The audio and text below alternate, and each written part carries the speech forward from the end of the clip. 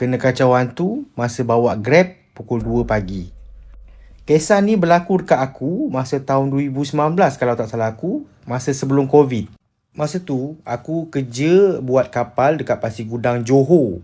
Malamnya, aku part time buat Grab car.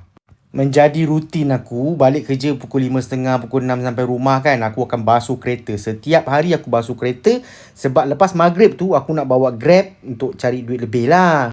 So, hari tu pun berlalu macam biasa. Aku dapat order, aku hantar customer. Sampailah aku dah pukul 2 pagi tu, aku dah nak habis buat Grab dan nak balik tau. Besoknya hari Sabtu. So, aku lambat lah habis buat Grab. Biasanya pukul 12 aku dah balik dah. Sampai kat Bandar Seri Alam, Pasir Gudang, Johor.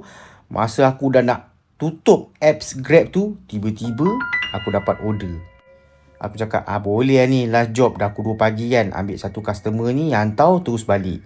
Sampai kat tempat pick up, aku ambil satu makcik ni dengan satu anak lelaki dia. Anak lelaki dia usia lebih kurang 15-16 tahun macam tu. Umur makcik tu aku rasa lebih kurang ujung 50-an hingga awal 60-an lah. Agak-agak akulah. Tengok raut muka dia kan. Pada mulanya, semuanya normal. Makcik tu sembang-sembang dengan anak dia. Makcik tu sembang dengan aku. Ketawa-ketawa. Normal. Macam biasa. Tapi, tiba-tiba, makcik tu request, "Nak, boleh tak awak turunkan anak makcik kat depan tu?" Makcik punya rumah yang ikut map. Ikut yang dia order. Anak dia turun awal. Benda tu agak biasa aku jumpa. 2 drop point lah. So, aku turunkan anak dia kat satu stesen minyak tu. Aku tak tahu kenapa. Dan makcik tu masih kekal dalam kereta aku. Aku teruskan perjalanan untuk settlekan dia punya order.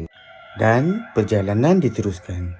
Dari seorang makcik yang periang, banyak bercakap, gelak ketawa, bergurau-gurau, makcik tu terus senyap. Diam.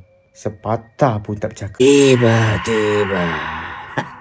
Tiba-tiba kan, makcik tu dia buka ayat suci Al-Quran dekat handphone dia. Nampak macam normal kan? Tunggu jap. Dalam hati aku, masa tu aku menganggap dan berfikir, makcik ni warak orangnya, solehah. Aku pun terus memandu kereta macam biasa sampai kat satu taman ni, ikut map yang dah set dalam Grab. Tiba-tiba kat Grab apps tu kan, dia suruh aku belok ke kanan. Padahal kanan aku tu hutan tebal. Semak hutan tebal, tak ada jalan pun.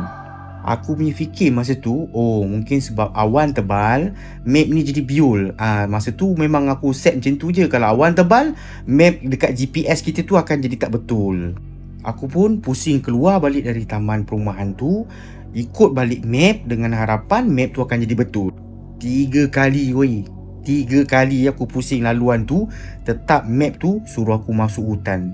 Aku pun terus cakap dengan makcik tu, "Makcik, sorry tunggu sekejap tau. Map ni tengah biol ni saya pusing lagi sekali." Tiba-tiba makcik tu bersuara, "Memanglah map awak tu tak betul. Dah dia ikut kita?" Aku terperanjat weh. Aku cakap dalam hati kan, dia ikut kita? Siapa dia weh? Siapa yang ikut kita? Bersambung part 2. Kalau ramai like, komen, save, share, repost, follow dan komen nak part 2, aku sambung cerita sebenar ni.